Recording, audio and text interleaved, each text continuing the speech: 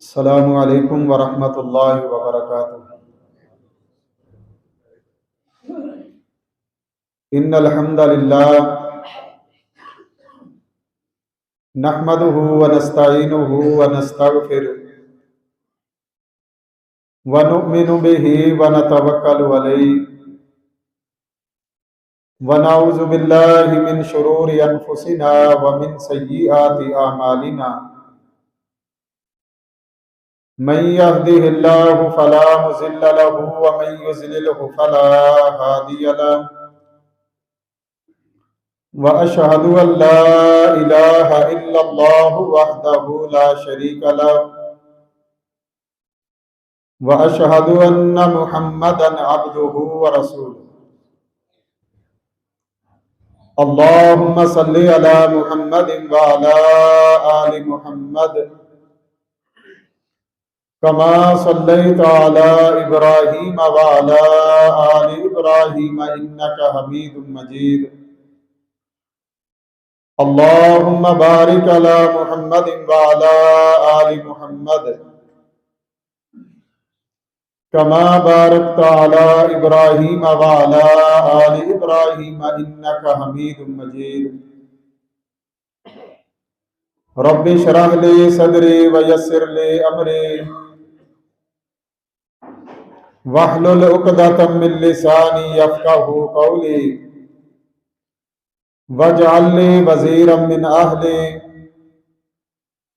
رب زدني علما وعملا رب زدني علما وفهما رب يسر ولا تؤسر وتمم بالخير رب أوزعني أن أشكر نعمتك التي أنعمت علي وعلى والدي وأن أعمل صالحا ترضاه وأصلح لي في ذريتي إني تبت إليك وإني من المسلمين أما بعد فإن خير الحديث كتاب الله وخير الهدي هدي محمد صلى الله تعالى عليه وآله وسلم وشر الأمور محدثاتها وكل محدثة بدعة وكل بدعة ضلالة وكل ضلالة في النار أعوذ بالله السميع العليم من الشيطان الرجيم من همزه ونفخه ونفثه بسم الله الرحمن الرحيم يا أيها الناس اتقوا ربكم الذي خلقكم من نفس واحدة وخلق منها زوجها وبث منهما رجالا كثيرا ونساء واتقوا الله الذي تساءلون به والأرحام إن الله كان عليكم رقيبا يا أيها الذين آمنوا اتقوا الله حق تقاته ولا تموتن إلا وأنتم مسلمون يا أيها الذين آمنوا اتقوا الله وقولوا قولا سديدا يصلح لكم أعمالكم ويغفر لكم ذنوبكم ومن يطع الله ورسوله فقد فاز فوزا عظيما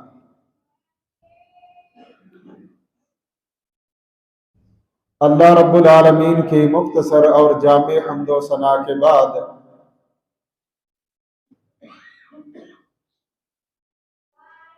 انگنت اور لا تعداد درود و سلام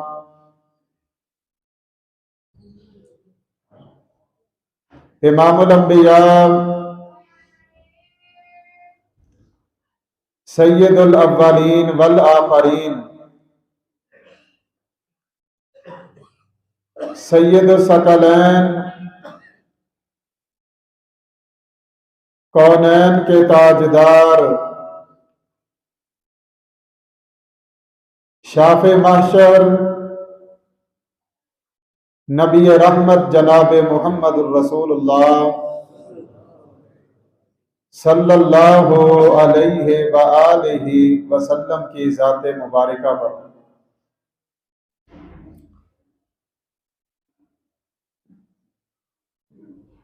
احباب گرامی قدر،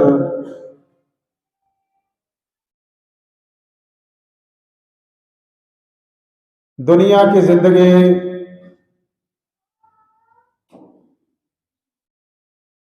بہت مختصر اور عارضی زندگی ہے۔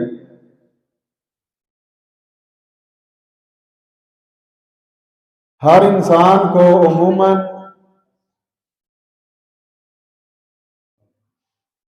اور ایک مسلمان کو بالخصوص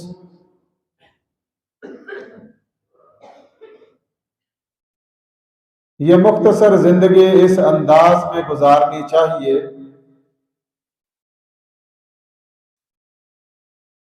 کہ جس کی وجہ سے ہماری آخرت کی زندگی بہتر ہو سکے۔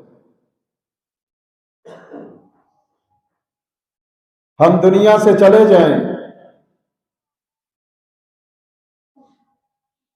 ہمارے جانے کے بعد لوگ ہمارا ذکر، ہمارا تذکرہ اچھے الفاظ میں کریں، اور یہ بہت بڑی بات ہے کہ جو انسان اچھی زندگی گزار کے جاتا ہے، لوگ اس کے جانے کے بعد اس کی تعریفیں کریں، اس کی اچھائیاں لوگوں کے سامنے بیان کریں۔ حضرت ابراہیم علیہ السلام 70,000 نبیوں کے باپ ہیں۔ اللہ رب العالمین سے دعا کرتے ہیں، رب ہب لی حکما والحقنی بالصالحین واجعل لی لسان صدق فی الآخرین۔ اے اللہ مجھے غلبہ عطا فرما، والحقنی بالصالحین، اور مجھے مرنے کے بعد اپنے نیک بندوں میں شامل فرما لینا۔ واجعل لی لسان صدق فی الآخرین، میں دنیا سے چلا جاؤں، میرے جانے کے بعد میرا تذکرہ، میرا ذکر خیر لوگوں کے اندر باقی رہے۔ یہ حضرت ابراہیم علیہ السلام اللہ رب العالمین سے دعا کر رہے ہیں۔ اس لیے میرے بھائیوں، کسی انسان کے جانے کے بعد اس کا ذکر خیر، یہ بھی اللہ رب العالمین کی طرف سے بہت بڑی نعمت اور بہت بڑی رحمت ہے۔ نبی رحمت جناب محمد الرسول اللہ صلی اللہ علیہ وسلم نے فرمایا کہ مردوں کو برا نہ کہو، وہ اپنے انجام کو پہنچ چکے ہیں۔ اگر کوئی اچھا تھا، اچھی زندگی گزار کے گیا ہے، تب بھی وہ اپنے انجام کو پہنچ چکا، اور اگر کوئی برا ہے اسے برا نہ کہو، وہ بھی اپنے انجام کو پہنچ چکا ہے۔ آپ نے فرمایا کہ تم زمین پر اللہ کے گواہ ہو، کسی مرنے والے کے متعلق جیسی گواہی پیش کرتے ہو، تمہاری گواہی پر اللہ رب العالمین اس مرنے والے کے متعلق فیصلہ فرما دیتے ہیں۔ اس لیے ہم دنیا سے جائیں، ہمارے جانے کے بعد لوگ اچھے الفاظ میں ہمیں یاد کریں، ہمارا ذکر خیر ہو، اللہ کے ہاں ہماری گواہیاں اچھے انداز میں پیش کی جائیں، یہ بہت بڑی بات ہے، بہت بڑا انعام ہے۔ اسی لیے اللہ رب العالمین سے حضرت ابراہیم علیہ السلام بھی فریاد کر رہے ہیں کہ وَاجْعَلْ لِي لِسَانَ صِدْقٍ فِي الْآخِرِينَ، اللہ میری اچھائیاں، میرا ذکر خیر میرے مرنے کے بعد بھی لوگوں کے اندر باقی رہے۔ تو میرے بھائیوں، یہ کیسے ہوگا کہ اگر کوئی انسان اس دنیا میں، خصوصاً مسلمان، اپنے آپ کو مومن کہلوانے والا، یہ دنیا کی زندگی اس انداز میں گزارے کہ ہماری دنیا بھی بہتر ہو جائے اور اس دنیا کی وجہ سے ہماری آخرت بھی کامیابی والی بن جائے۔ اور وہ کیسے بنے گی؟ حضرت عبداللہ بن مسعود رضی اللہ تعالیٰ بیان کرتے ہیں کہ اللہ کے رسول صلی اللہ علیہ وسلم نے فرمایا، استحیوا من اللہ حق الحیاء، लोगों, अल्लाह से हया करो जिस तरह हया करने का हक है। हजरत अब्दुल्लाह बिन मसूद रजी अल्लाह तआला अर्ज करते हैं, इन्ना नस्तही वल्हम्दुलिल्लाह, अल्लाह के नबी जी, हम अल्लाह रब्बुल आलमीन से हया करते हैं और ये उसकी तौफीक है, हम इस पर उसका शुक्रिया भी अदा करते हैं। आपने फरमाया, लैसा ज़ाका, अब्दुल्ला, ये बात नहीं है, बल्कि अल्लाह रब्बुल आलमीन से हया करने का मतलब ये है, वलाकिन्नल इस्तिहया मिनल्लाहि हक्कल हया, अल्लाह से हया करने का हक कैसे अदा होता है, अन तहफज़र रअसा व मा वहा, कि तू अपने सर की और अपने सर के इर्द गिर्द की नीचे की हिफाजत कर। वो अल्लाह से हया करता है। अन तहफज़र रअसा व मा वहा, जो अपने सर की हिफाजत करता है, सर के नीचे जो आज़ा है उनकी हिफाजत करता है। अब ये हया कैसे किया जाएगा? दिमाग अल्लाह रब्बुल आलमीन ने अता किया है, जिस्म की हर हर नेमत, हर हर आज़ा ये अल्लाह रब्बुल आलमीन की नेमत है। अल्लाह ने दिमाग दिया है सोचने के लिए, जुबान दी है बोलने के लिए, आंख दी है देखने के लिए, कान दिए हैं सुनने के लिए, जुबान दी है बोलने के लिए, हाथ दिए हैं पकड़ने के लिए, पांव दिए हैं चलने के लिए। अल्लाह ने दिमाग दिया है, इस दिमाग का काम सोचना है। इस दिमाग के साथ सोचा कर, और सोचना क्या है, इस सोच के साथ, इस दिमाग के साथ गौर फिक्र करके उस खालिक और मालिक की पहचान करनी है। सोचा कर, अल्लाह ने तुझे ये दिमाग अता किया है कि दुनिया में इंसान आता है वो कैसे आ जाता है, जो दुनिया से जाता है वो कैसे चला जाता है।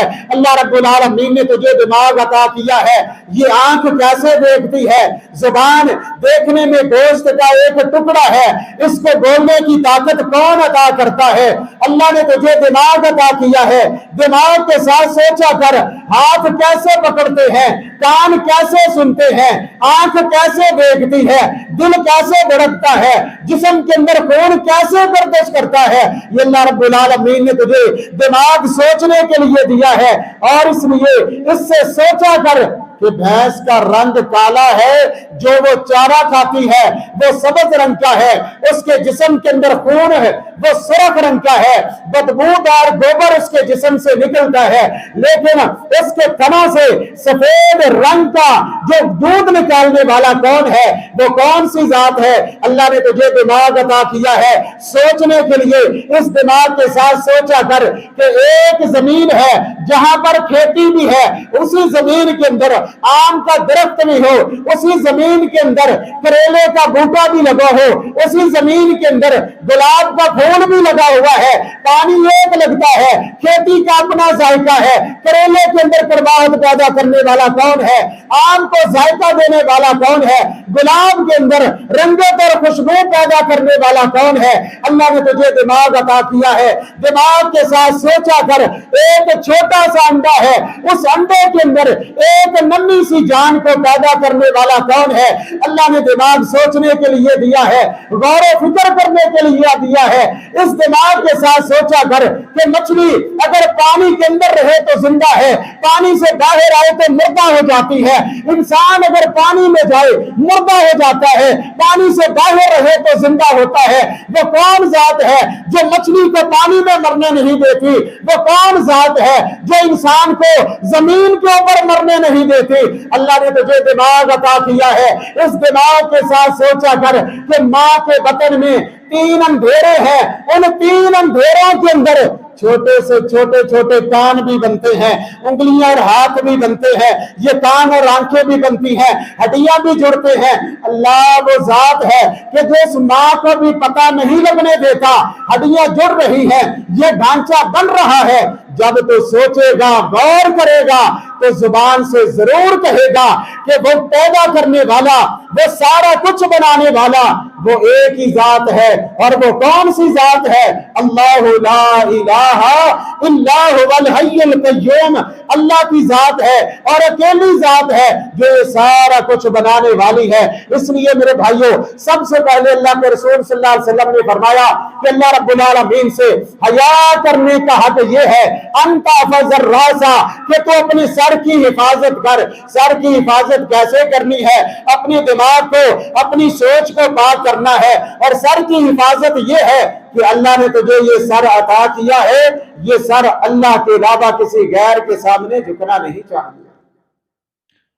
شرک، اللہ کے رسول صلی اللہ علیہ وسلم نے فرمایا ہلاکت خیز گناہوں میں سے سب سے بڑا گناہ الاشراک باللہ، اللہ کے ساتھ کسی غیر کو شریک بنانا۔ اللہ کا کوئی شریک نہیں ہے، نہ کوئی پیغمبر اس کا شریک ہے، نہ کوئی ولی اس کا شریک ہے، نہ کوئی نبی اس کا شریک ہے، وہ اکیلی ذات ہے۔ اللہ رب العالمین قرآن پاک میں فرماتے ہیں میرے بھائیوں، اللہ نہ کرے اگر کوئی انسان کسی ایک دو منزلہ عمارت سے گر جائے، کیا ہوتا ہے کہ وہ انسان بچنے کے قابل نہیں رہتا۔ اگر جان بچ بھی جائے حالت کیا ہوگی؟ معذور ہو جائے گا، جسم کا کوئی حصہ ٹوٹ جائے گا۔ جو شرک کرتا ہے اللہ رب العالمین قرآن پاک میں فرماتے ہیں وَمَن يُشْرِكْ بِاللَّهِ فَكَأَنَّمَا خَرَّ مِنَ السَّمَاءِ، اللہ کے ساتھ شرک کرنے والا ایسے ہی ہے کہ وہ آسمان سے جو اس کو زمین پہ گرا دیا جاتا ہے۔ اور اتنا بڑا گناہ فرمایا کہ تکاد السماوات یتفطرن من فوقہن، جس وقت انسان اللہ کے ساتھ کسی کو شریک ٹھہراتا ہے، آسمان اللہ سے اجازت مانگتا ہے کہ اللہ مجھے اجازت دے میں اس کے اوپر گر جاؤں۔ زمین اللہ سے ٹوٹنے کی اجازت مانگتی ہے، پہاڑ اللہ سے ٹوٹنے کی اجازت مانگتے ہیں، اور یہ کہتے ہیں کہ اللہ یہ کیسا انسان ہے جسے تو نے پیدا کیا، اور تیرے پیدا کیے ہوئے 5-6 فٹ کے بندے کو یہ تیرا شریک بنا رہا ہے۔ اس لیے میرے بھائی انت احفظ الراس، اپنے سر کی حفاظت کرنی ہے کہ اپنے سر کو کسی غیر کے سامنے نہیں جھکانا، اپنے عقیدے کو شرک سے پاک کرنا ہے۔ آج میرے بھائیوں اگر عقیدے کی بات کی جائے، آج بڑے مسلمان جن کا عقیدہ مکے کے مشرکوں سے بھی زیادہ کمزور ہے۔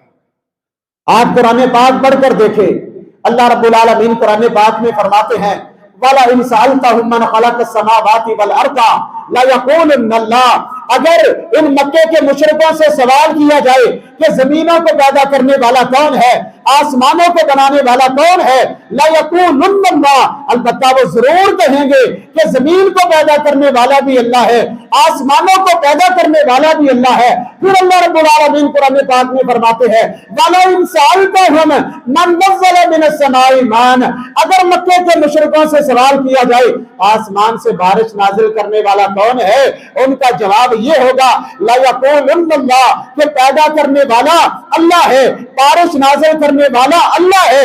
اگر ان سے یہ بھی سوال کیا جائے وَلَئِن سَأَلْتَهُم مَّن خَلَقَهُم، اگر ان سے یہ پوچھا جائے کہ تمہیں پیدا کس نے کیا ہے، مشرک مکے کا مشرک پھر بھی جواب یہ دے گا کہ لَيَقُولُنَّ اللَّهُ، مجھے پیدا کرنے والا اللہ ہے۔ آج میرے بھائیوں ہم مسلمان اپنی حالت کو دیکھیں، اللہ نہ کرے شادی کے 2-4-6 سال بعد اگر اولاد نہ ہو، یہ مسلمان کبھی کسی دربار پہ، کبھی کسی ڈھیری پہ، کبھی کسی بابے کے پاس فلاں دربار پہ میں اپنی بیوی کو لے کے گیا ہوں، وہاں کا نمک کھلا کر لایا ہوں، فلاں پر دربار کی ڈیری کے نیچے میں نے جا کر اپنی بیوی کو بٹھایا ہے تاکہ میرے ہاں اولاد ہو جائے۔ آج میرے بھائیوں ہماری حالت یہ ہے، حالانکہ انبیاء کی سیرت کو دیکھا جائے، انبیاء کی زندگیوں کو دیکھا جائے، پر یہ سورہ مریم اللہ رب العالمین نے حضرت زکریا علیہ السلام کا ذکر کیا ہے کہ زکریا علیہ السلام بڑھاپے کی عمر کو پہنچ چکے ہیں، لیکن اللہ رب العالمین سے یہی کہتے ہیں کہ اے میرے اللہ میں تجھی سے مانگتا ہوں، تیرے علاوہ کسی سے نہیں مانگتا، حب لی من لدنک ذریۃ طیبہ، اللہ مجھے پاکیزہ اولاد عطا کر۔ اللہ سے سوال کرتے ہیں، اللہ رب العالمین سے ہی مانگتے ہیں، اللہ کے سامنے فریاد کرتے ہیں۔ اور پھر دیکھیے جب بی بی مریم کو دیکھا کہ بند کمرے کے اندر بے موسمی پھل ان کے سامنے پڑے ہیں، پوچھا یا مریم انا لکی ھذا، اے مریم یہ پھل تیرے پاس کہاں سے آئے ہیں؟ یہ تو باہر بازار میں ہے ہی نہیں، یہ بے موسمی پھل ہے۔ تو ماں مریم نے کیا کہا تھا کہ اللہ کے نبی زکریا جی اللہ رب العالمین پھل عطا کرنے کے لیے موسموں کا محتاج نہیں ہے، وہ جب چاہے جو چاہے پیدا کر دے، عطا کر دے۔ وہیں پر حضرت زکریا علیہ السلام نے اللہ رب العالمین سے دعا کی، ہنالک دعا زکریا ربہ، وہیں پر اللہ کو پکارتے ہیں ربی ھب لی من لدنک ذریۃ طیبہ، اللہ مجھے بھی پاک اولاد عطا کر دے، نیک بیٹا عطا کر دے، جو میرے بعد میرا وارث بن جائے، جو میرے بعد اس تیرے دین کو آگے چلانے والا بن جائے۔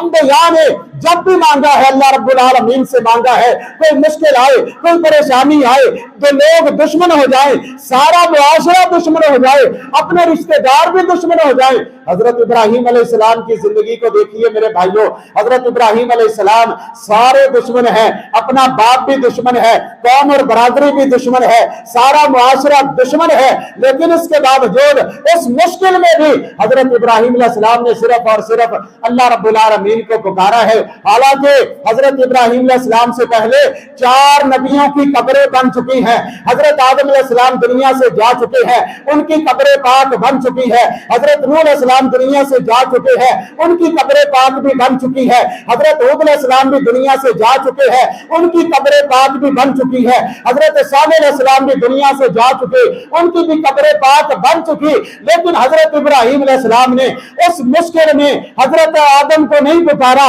یہ نہ کہا کہ یا آدم مدد، یا نوح مدد، یا ہود مدد، یا صالح مدد، کسی کو مدد کے لیے نہیں پکارا۔ حتیٰ کہ فرشتوں نے بھی آ کر کہا تھا کہ اگر کوئی آپ مدد چاہتے ہیں ہمیں بتائے، ہم بارش برسا دیتے ہیں یا اس طوفان کے ذریعے آگ کو اڑا کر لے جائیں گے۔ حضرت ابراہیم علیہ السلام نے کہا تھا کہ جس رب کی توحید کی خاطر میں جل رہا ہوں، اگر اس کو میرا جلنا گوارا ہے تو میں اس کی خاطر جلنے کے لیے تیار ہوں۔ اپنی زبان سے یہی کہا تھا کہ حسبی اللہ و نعم الوکیل، میرے لیے میرا اللہ کافی ہے اور وہ بہترین کارساز ہے، مجھے کسی اور کی مدد کی ضرورت نہیں ہے۔ انت احفظ الراس، اللہ سے حیا کرنے کا حق یہ ہے کہ تو اپنے سر کی حفاظت کر، اپنی سوچ کو پاک کر، اپنے دماغ کو اللہ کے علاوہ کسی غیر کے سامنے نہ جھکا، اور جو اللہ کے علاوہ کسی غیر کے سامنے جھکے، در در پہ جھکنے والا، قرآن مجید میں اللہ رب العالمین فرماتے ہیں کہ وَمَا قَدَرُ اللَّهَ حَقَّ قَدْرِهِ، یہ وہ لوگ ہیں جنہوں نے اللہ کی قدر کو، اس کی شان کو، اس کے مقام کو پہچانا ہی نہیں ہے، کہ اللہ کو چھوڑ کے غیروں کے در پہ جھکنے والے، ڈیریوں پہ جھکنے والے، مزاروں اور قبروں پہ جھکنے والے، ما قدر اللہ حق قدر، اللہ رب العالمین فرماتے ہیں کہ انہوں نے مجھ اللہ کی قدر نہ کی، میری شان کو، میرے مقام کو پہچانا ہی نہیں ہے۔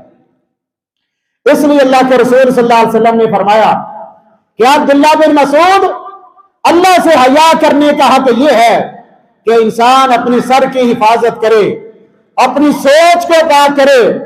ان تحفظ الراس وما وعا، اپنے سر کی حفاظت کرنی ہے، وما وعا، اور جو کچھ سر کے نیچے ہے اس کی بھی حفاظت کرنی ہے۔ ہم نے میرے بھائیوں لا الہ الا اللہ کلمہ پڑھا ہے، اس کلمے کا مقصد کیا ہے کہ لا الہ الا اللہ بھی پڑھتے جائیں اور غیروں کو اللہ کا شریک بھی بناتے جائیں۔ لا الہ الا اللہ تو غیر کی نفی کرتا ہے۔ اللہ کے رسول صلی اللہ علیہ وسلم کی کوہ صفا پر سب سے پہلی دعوت لا الہ الا اللہ، اللہ کے نبی دنیا سے جا رہے ہیں، اور آپ کی زبان پہ یہی جاری ہے لا الہ الا اللہ ان للموت لسکرات۔ اللہ کے پیغمبر طائف کی وادیوں میں لوگوں کو جا کر اللہ کی توحید پیش کرتے ہیں، آپ کے جسم کو زخمی کیا جاتا ہے، آپ کا جوتا جو ہے وہ خون سے بھر جاتا ہے، کس وجہ سے کہ آپ کی دعوت ہے لا الہ الا اللہ۔ پیغمبر کی بیٹیوں کو طلاقیں ہوئی، وجہ کیا ہے لا الہ الا اللہ۔ میرے پیغمبر کا سوشل بائیکاٹ کیا گیا، وجہ کیا ہے لا الہ الا اللہ۔ اللہ کے پیغمبر کے صحابیوں کو پریشان کیا گیا، کس بنا پر لا الہ الا اللہ کی وجہ سے اللہ کے پیغمبر نے مکہ چھوڑا، آپ ہجرت کر کے مدینے گئے، وجہ کیا ہے لا الہ الا اللہ۔ اس کلمے کی وجہ سے اللہ کے پیغمبر صلی اللہ علیہ وسلم نے ہر مصیبت کو برداشت کیا ہے، ہر قسم کی مشکل کا مقابلہ اللہ کے رسول صلی اللہ علیہ وسلم نے کیا ہے، کس لیے کہ اللہ کے ساتھ کسی غیر کو شریک نہ بنایا جائے۔ اللہ اکیلا ہے، اس کے علاوہ کوئی سچا معبود نہیں ہے۔ لا الہ الا اللہ جو ہے غیروں کی نفی کرتا ہے، چاہے کوئی زندہ ہے اس کی بھی نفی کرتا ہے، چاہے کوئی مردہ ہے اس کی بھی نفی کرتا ہے۔ اس لیے میرے بھائیوں اللہ رب العالمین سے حیا وہ انسان کرتا ہے جو اپنی سوچ کو پاک رکھتا ہے، اللہ سے حیا وہ مسلمان کرتا ہے جو اپنے سر کو اللہ کے علاوہ کسی غیر کے سامنے نہیں جھکاتا۔ یہ سر تو شریعت ہمیں اجازت نہیں دیتی کہ اللہ کے علاوہ کسی فرشتے یا کسی نبی کے سامنے بھی جھکایا جائے، صرف یہ سر اللہ کے سامنے جھکنا چاہیے۔ ان تحفظ الراس وما وعى، اپنے سر کی حفاظت کرنی ہے اور سر کے نیچے کی حفاظت کرنی ہے۔ نیچے آنکھیں آتی ہے، جس طرح اپنے دماغ کو اپنی سوچ کو پاک کرنا ہے اپنی نظر کو بھی پاک کرنا ہے۔ آج میرے بھائیوں یہ موبائل کا دور ہے، اکثریت نوجوانوں کی نہ ان کی تنہائیاں پاک ہیں، نہ ان کی نظر پاک ہے، نہ راتیں پاک ہیں۔ آج کا نوجوان اپنی راتیں کالی کر کے گزارتا ہے، اپنی تنہائیوں کو کالا کرتا ہے۔ کل قیامت کے دن اللہ کی بارگاہ میں کیا جواب دیں گے؟ اگر ہم کوئی نیکی کرتے بھی ہیں، اللہ کے رسول صلی اللہ علیہ وسلم نے فرمایا کہ جس انسان کی تنہائی پاک نہیں ہے کل قیامت کے دن اس کی نیکیوں کو ریزہ ریزہ کر کے اڑا دیا جائے گا۔ اللہ کی بارگاہ میں اس کی کوئی حیثیت نہ ہوگی، اس کے اعمال، اس کی نیکیاں، اس کی نمازیں جو بظاہر اس نے پڑھی ہے لیکن تنہائی پاک نہیں ہے، نظر پاک نہیں ہے، فرمایا کہ ایسے انسان کی عبادت اللہ کی بارگاہ میں کوئی حیثیت نہیں رکھتی۔ اس لیے قرآن مجید میں اللہ رب العالمین فرماتے ہیں کل للمؤمنین یغضوا من ابصارہم وَكُلُّ الْمُؤْمِنَاتِ يَغْضُضْنَ مِنْ أَبْصَارِهِنَّ۔ اللہ نے مومن مردوں کو بھی حکم دیا ہے، مومنہ عورتوں کو بھی حکم دیا ہے اپنی نظروں کو نیچا رکھو۔ اور پھر قرآن مجید میں اللہ رب العالمین فرماتے ہیں یعلم خائنۃ الأعین وما تخفی الصدور۔ اللہ تیری آنکھوں کی خیانت کو بھی جانتے ہیں، اگر تو آنکھوں کے ساتھ خیانت کرے گا اللہ کے علم میں ہے، کل قیامت کا دن ہوگا میرے بھائیوں، اللہ کی بارگاہ میں جائیں گے، جب فرد جرم لگے گی انسان انکار کرے گا، زبان بند ہو جائے گی۔ اللہ قرآن پاک میں فرماتے ہیں الیوم نختم علی افواہہم وتکلمنا ایدیہم وتشہد ارجلہم بما کانوا یکسبون۔ زبان پہ تالا لگ جائے گا، تکلمنا ایدیہم، اس کے ہاتھ بول بول کر اس کے خلاف گواہی دیں گے، اس کے پیر بول بول کر اس کے خلاف گواہی دیں گے۔ پھر میرے بھائیوں کو کل قیامت کے دن کیا بنے گا؟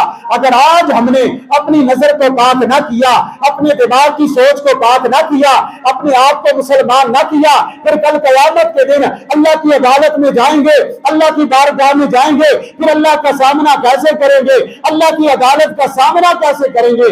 حضرت عمر فاروق رضی اللہ تعالیٰ کا دور ہے، ایک نوجوان اپنے گھر سے وضو کر کے نماز کے لیے مسجد کی طرف نکلتا ہے، راستے میں جاتے ہوئے ایک گھر کا دروازہ کھلا ہوا ہے، اس نوجوان کی نظر اچانک اس گھر کے دروازے سے ایک غیر محرم عورت پہ پڑ گئی۔ حالانکہ غلطی اس کی نہیں ہے، دروازہ گھر والوں کا کھلا ہوا ہے، اور اللہ کے رسول صلی اللہ علیہ وسلم نے ویسے بھی فرمایا کہ پہلی نظر جو غلطی کے ساتھ اچانک پڑے آپ نے فرمایا وہ معاف ہے۔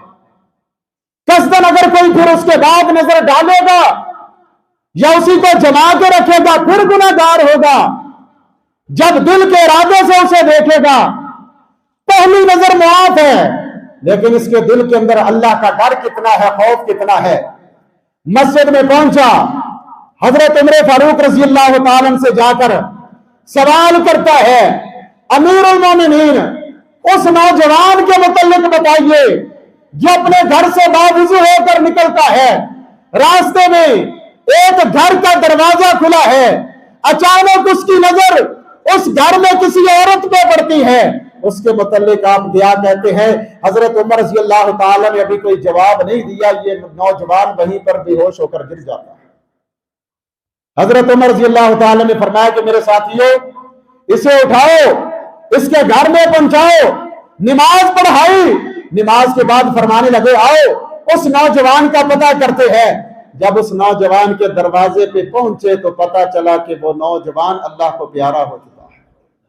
حضرت عمر رضی اللہ تعالیٰ فرمانے لگے کہ اے نوجوان، آج تک قرآن کی یہ آیت پڑھتے رہے لیکن سمجھ آج آئی ہے کہ وَلِمَنْ خَافَ مَقَامَ رَبِّهِ جَنَّتَانِ، جو اپنے رب کے سامنے کھڑا ہونے سے ڈر جاتا ہے اللہ اسے کتنا مقام عطا کریں گے کہ اللہ اسے ڈبل جنت عطا فرمائیں گے، 2 جنتیں عطا فرمائیں گے۔ آج پتا چلا کہ اس نوجوان کے اندر اللہ کا ڈر کتنا زیادہ ہے کہ اچانک نظر پڑنے کی وجہ سے یہ اسی کیفیت کے اندر اللہ کو پیارا ہو گیا کہ میں اللہ کو کیا جواب دوں گا۔ یہ حالت تھی میرے بھائیوں ان لوگوں کی جو ہمارے اسلاف تھے، جو ہمارے اکابر تھے۔ آج ہم بھی میرے بھائیوں اپنی حالت کو دیکھیں، ہماری زندگیاں کیسے گزر رہی ہیں۔ اس لیے اللہ کے رسول صلی اللہ علیہ وسلم نے فرمایا اپنے سر کی حفاظت کر، اور سر کے نیچے اپنی آنکھوں کی حفاظت کرنی ہے۔ سر کے نیچے کان بھی آتے ہیں، ان کانوں کی حفاظت کرنی ہے۔ اگر کانوں کے ساتھ تو غیر شرعی سنے گا، اگر کانوں کے ساتھ اللہ کی نافرمانیاں سنے گا، اگر تو کانوں کے ساتھ کوئی غیبت اور چغلی سنے گا، جس طرح غیبت اور چغلی کرنا گناہ ہے اسی طرح سننے سے بھی اللہ کے رسول صلی اللہ علیہ وسلم نے منع کیا ہے۔ اگر تو ان کانوں کے ساتھ گانا بجانا، ڈول ڈبکا، اس طرح کی آوازیں، شیطانی آوازیں سنے گا تو یاد رکھ اللہ کے رسول صلی اللہ علیہ وسلم نے فرمایا کہ کل قیامت کے دن ایسے انسان کے کانوں میں سیسا پگھلا کر ڈالا جائے گا، یہ اس کی سزا ہوگی۔ اپنے دماغ کو مسلمان کرنا ہے، اپنی سوچ کو مسلمان کرنا ہے، اپنی آنکھ اور اپنے کان کو مسلمان کرنا ہے، پھر اپنی زبان کو مسلمان کرنا ہے کہ زبان سے کوئی ایسی بات نہیں کہنی کہ جس کی وجہ سے اللہ ناراض ہو جائے۔ قولوا قولا سدیدا، اللہ قرآن پاک میں فرماتے ہیں کہ ہمیشہ سیدھی سیدھی بات کیا کریں۔ میرے بھائیوں یاد رکھیے، گالی دینے والا بڑا نہیں ہوتا، معاف کرنے والا بڑا ہوتا ہے۔ بدلہ لینے والا بڑا نہیں ہوتا، بلکہ بدلہ لینے کے باوجود معاف کر دینے والا بڑا ہوتا ہے۔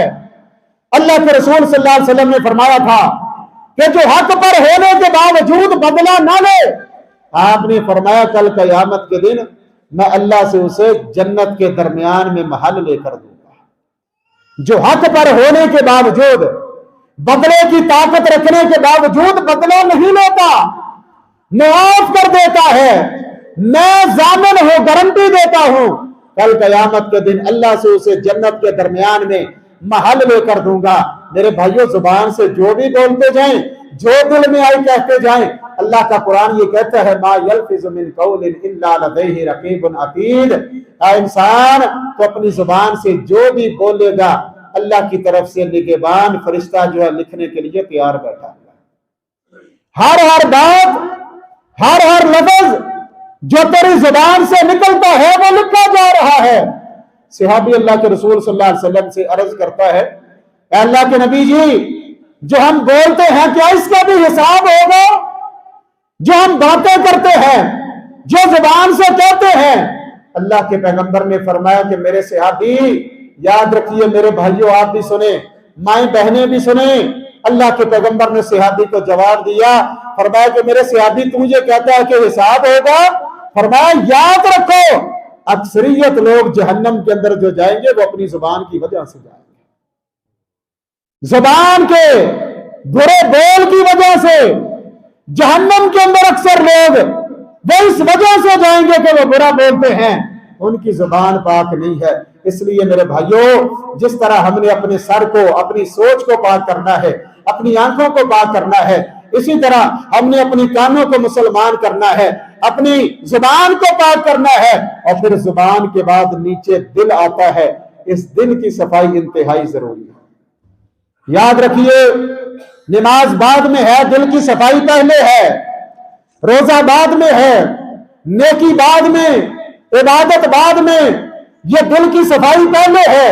اگر کوئی دل کا صاف نہیں ہے تو یاد رکھیے اللہ کے ہاں اس کی کوئی عبادت قبول نہیں ہوتی۔ جو اپنے بھائی کے متعلق، اپنے رشتہ دار کے متعلق، اپنے دوست کے متعلق، اپنے نمازی کے متعلق اپنے دل میں حسد رکھتا ہے، بغض رکھتا ہے، عداوت رکھتا ہے، نفرت رکھتا ہے، اللہ رب العالمین ایسے انسان کا کوئی عمل قبول نہیں فرماتے۔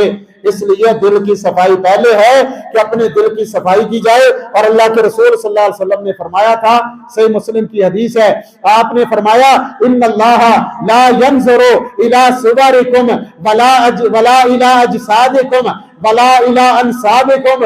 لوگوں یاد رکھو، اللہ نہ تمہاری صورتوں کو دیکھتے ہیں، نہ تمہارے جسموں کو دیکھتے ہیں، نہ تمہارے خاندان کو دیکھتے ہیں، اور ایک روایت میں فرمایا ولا الى اموالکم، نہ ہی اللہ تمہارے مالوں کو دیکھتے ہیں کہ مال کے لحاظ سے طاقتور کون ہے۔ اللہ کو یہ دیکھنے کی ضرورت نہیں ہے کہ خوبصورت کون ہے، یہ خوبصورتی وہی تو عطا کرنے والا ہے، اس کے ہاں کوئی حیثیت نہیں ہے۔ اللہ یہ نہیں دیکھتے کہ مال کے لحاظ سے طاقتور کون ہے، یہ مال بھی اس نے عطا کیا ہے، نہ ہی اللہ یہ دیکھتے ہیں کہ جسم کے لحاظ سے قوت اور طاقت والا کون ہے، یہ قوتیں اور طاقتیں عطا کرنے والا بھی وہی ہے، اور اس کو کمزوری کے اندر وہی بدلتا ہے جب چاہے بدل سکتا ہے۔ اس لیے فرمایا اللہ تمہاری ان صورتوں کو نہیں دیکھتے۔ آج میرے بھائیوں اگر دیکھا جائے، چاہے وہ مرد ہے یا عورت ہے، آج ہمارا زیادہ وقت، زیادہ پیسہ وہ صرف ہوتا ہے اپنے چہرے کی خوبصورتی کے لیے، اپنے جسم کی خوبصورتی کے لیے، کہ میں دیکھنے والوں کو اچھا لگوں۔ اس کے لیے ہم وقت بھی لگاتے ہیں، پیسہ بھی لگاتے ہیں، ہزاروں روپے لگاتے ہیں۔ روزانہ بیوٹی پارلر پہ جا کر نوجوان بیٹیاں بہنیں تیار ہوتی ہیں کہ میں دیکھنے والی کو اچھی لگوں۔ میرے بھائیوں، یہ تو انسان دیکھتا ہے، کبھی یہ غور کیا ہے کہ جہاں پہ ہمارے مالک کی، اس رب العالمین کی نظر ہے، کبھی ہم نے اس کے متعلق بھی سوچا ہے؟ اللہ کی نظر تو وہ دل پہ ہے، وَلَٰكِنَّ اللَّهَ يَنظُرُ إِلَىٰ قُلُوبِكُمْ، اللہ تمہارے دلوں کو دیکھتے ہیں۔ اور ہمارے دلوں کی حالت کیا ہے کہ گناہ کر کر کے ہم نے اسے زنگ آلود کر دیا ہے۔ جہاں پر اللہ کی نظر ہے اسے ہم نے گناہ کر کر کے کالا کر دیا، اور جسے لوگ دیکھتے ہیں اس پہ ہم پیسہ بھی لگاتے ہیں، اس پہ ہم وقت بھی لگاتے ہیں، لیکن یاد رکھیے اللہ رب العالمین کے ہاں ان چیزوں کی کوئی حیثیت نہیں ہے۔ اللہ رب العالمین قرآن پاک میں فرماتے ہیں قد افلح من تزکا وذکر اسم ربہ فصلی، فرمایا یقیناً وہ انسان کامیاب ہو گیا جس نے اپنا تزکیہ کر لیا، اپنے آپ کو پاک کر لیا۔ اگر اندر پاک نہ ہو، یاد رکھیے مسجد نبوی ہو، پیغمبر کا شہر مدینہ ہو، اور مصلی امامت پہ کون کھڑا ہے؟ محمد الرسول اللہ صلی اللہ علیہ وسلم خود نماز پڑھانے والے ہیں۔ اگر دل صاف نہیں ہے تو یاد رکھیے پیغمبر کے پیچھے نمازیں پڑھنے والا وہ بھی کامیاب نہیں ہو سکتا، اس کی نماز اسے فائدہ نہیں دے گی۔ عبداللہ بن ابی جو منافقوں کا سردار تھا، جب فوت ہوتا ہے، اپنے بیٹے سے فوت ہونے سے پہلے کہا کہ اللہ کے نبی کے پاس جانا، انہیں کہنا کہ اپنا کرتا دے دیں، وہ مجھے بطور کفن پہنا دینا، لعاب کا بھی مطالبہ کرنا۔ جس وقت یہ عبداللہ بن ابی فوت ہوتا ہے، بیٹا مسلمان ہے، دل کا پاک ہے، جس وقت باپ فوت ہو گیا اللہ کے نبی کے پاس آیا، آ کر باپ کی وہ بات کہی کہ باپ نے دنیا سے جاتے ہوئے یہ کہا تھا اللہ کے رسول صلی اللہ علیہ وسلم کو اللہ رب العالمین نے ساری کائنات کے لیے رحمت بنایا۔ آپ جو انسان مر گیا، پیغمبر نے تو زندگی میں کبھی کسی کے ساتھ دشمنی نہیں رکھی، جو مر جائے اس کے ساتھ دشمنی کیا رکھنی. آج میرے بھائیوں ہم تو مرنے والوں کو بھی معاف نہیں کرتے. ہماری دشمنیاں تب بھی باقی ہوتی ہیں، پھر ہم اپنے آپ کو مسلمان بھی کہلواتے ہیں. پھر ہماری نمازیں ہمیں کیا فائدہ دیں گی؟ ہماری نیکیاں ہمارے کیا کام آئیں گی اگر ہم نے اپنے دلوں کی صفائی نہ کی؟ اللہ کے پیغمبر نے کرتا بھی دے دیا، لعاب مبارک بھی دے دیا، جنازہ بھی پڑھا دیا.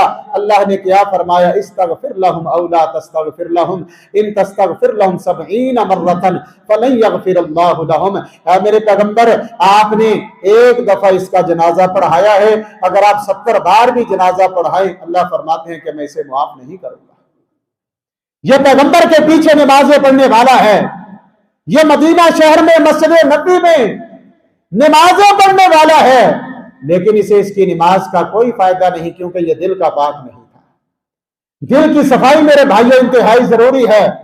دل پاک ہوگا پھر انسان کی نماز، اس کی عبادت، اس کی نیکی، اس کا روزہ، اس کا حج عمرہ، اس کی قربانی تب فائدہ دے گی. اللہ قرآن پاک میں فرماتے ہیں لن ینال اللہ لحومها ولا دماؤها ولکن ینالہ التقوی منکم. قربانیاں تم کرتے ہو، اللہ کے ہاں نہ تمہارے جانوروں کا خون پہنچتا ہے، نہ گوشت پہنچتا ہے، خون زمین پہ بہ جاتا ہے، گوشت تم کھا جاتے ہو، رشتہ داروں میں، عزیز و اقارب میں بانٹ دیتے ہو. اللہ کے ہاں کیا پہنچتا ہے؟ ولکن ینالہ التقوی منکم.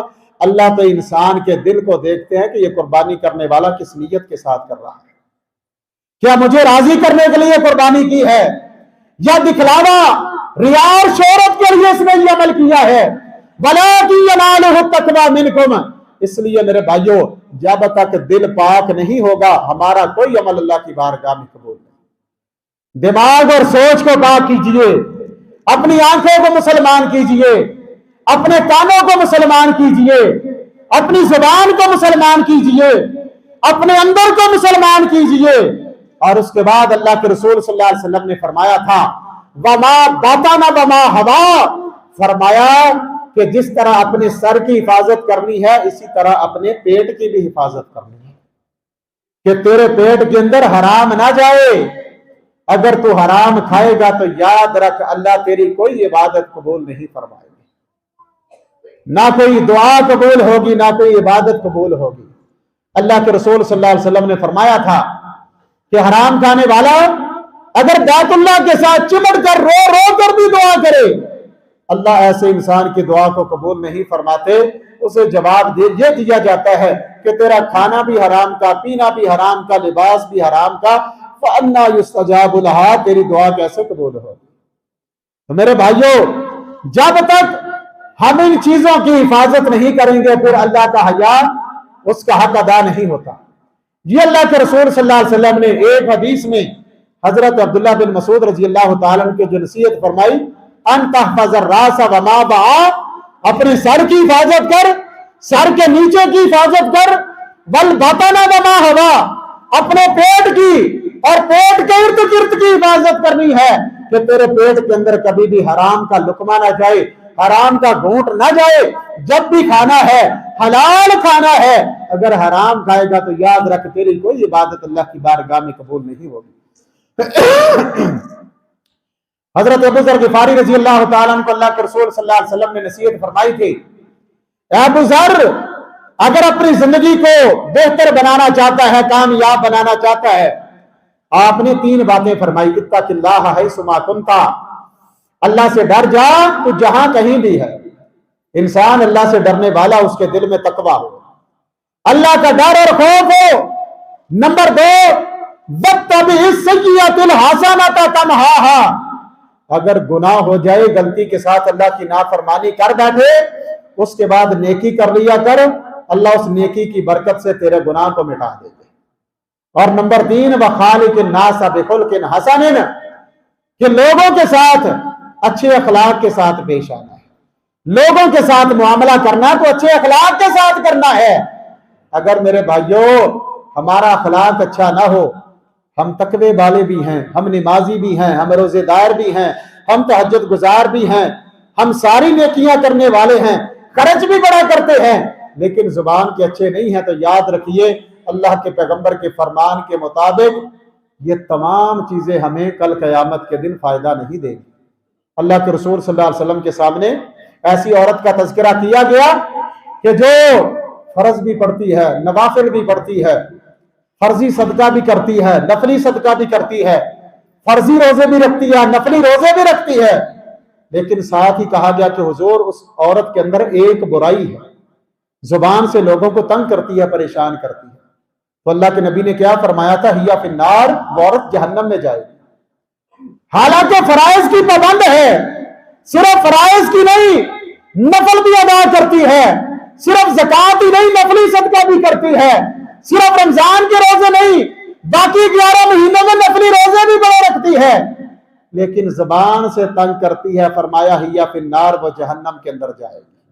تو میرے بھائیوں، ہماری یہ نمازیں، ہماری یہ نیکیاں، ہمارے یہ روزے، عبادات ہمیں تب فائدہ دیں گے جب ہم زبان کے اچھے ہیں، لوگوں کے ساتھ معاملات اچھے طریقے سے کرتے ہیں۔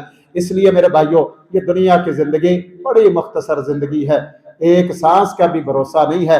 ہم نے جمعہ پڑھا ہے الحمدللہ اللہ کی توفیق کے ساتھ، پتہ نہیں عصر نصیب ہوگی کہ نہیں ہوگی، آج ہم نے دیکھی ہے، پتہ نہیں رات ہم میں سے کس نے دیکھنی ہے یا نہیں دیکھنی، کل آنے والی جو ہے وہ کون دیکھے گا، کون نہیں دیکھے گا۔ یہ دنیا کی زندگی ایک دھوکہ ہے، اس مختصر زندگی کو ضائع نہ کریں۔ آئیے اپنی زندگی کو اس انداز میں گزارنے کی کوشش کریں کہ اس دنیا کی زندگی کی وجہ سے ہماری آخرت کی زندگی بہتر ہو جائے اور ہم اللہ رب العالمین کی بارگاہ میں جب اللہ کی عدالت میں پیش ہو ہم سرخرو ہو سکیں۔ ورنہ میرے بھائیوں یاد رکھیے، آج اگر ہماری زندگی میں نماز نہیں ہے، نیکی نہیں ہے، تو یاد رکھیے کل قیامت کے دن اللہ کی عدالت میں ہم کیا جواب دیں گے۔ بڑے مسلمان نماز نہیں پڑھتے، ہم صرف جمعے والے دن جمعہ پڑھتے، اور جمعے میں بھی آدھے سے زیادہ میرے بھائیوں وہ نمازی ہوتے ہیں جو آخر ٹائم پہ مسجد میں پہنچتے ہیں۔ میرے بھائیوں یہ جمعے کا حق نہیں ہے، ایسے جمعے نہیں پڑھے جاتے، ایسے نمازیں نہیں پڑھی جاتی کہ جب دل کیا نماز پڑھ لی، جو دل کیا چھوڑ دی۔ صرف 3 شرعی عذر ہیں جن کی وجہ سے نماز چھوڑی جا سکتی ہے۔ نمبر 1، پاگل انسان کو نماز معاف ہے۔ نمبر 2، بے ہوشی کی حالت میں انسان کو نماز معاف ہے۔ اور نمبر 3، اگر کوئی سویا ہوا ہے، اسے اذان کی آواز نہیں آئی، کسی نے جگایا بھی نہیں ہے، کوئی جگانے والا نہیں تھا، تو اس انسان کو نماز کا عذر اس کے لیے ہے، جب وہ اٹھے گا اسے نماز پڑھنی ہوگی، اس کے علاوہ تو کوئی عذر نہیں ہے۔ آج ہمارے بہانے کیا ہوتے ہیں؟ جی کام بہت زیادہ ہے، میری فیکٹری پہ کام بڑا تھا، میں دکان پہ اکیلا تھا، گھر کے معاملات میں الجھا ہوا تھا، مہمانوں کے اندر پھنسا ہوا تھا۔ کوئی مسلمان سے نماز کا کہا جائے جی میرے کپڑے صاف نہیں تھے، میرے بھائی یہ تیرے بہانے، یہ تیرے عذر آپس میں ایک دوسرے کے سامنے چل سکتے ہیں، کل قیامت کے دن اللہ کی عدالت میں جائے گا، تیرا کوئی بہانہ نہیں چلے گا۔ اس لیے اپنے آپ کو درست کیجیے، اپنی زندگی کو اچھے انداز میں گزارنے کی کوشش کیجیے۔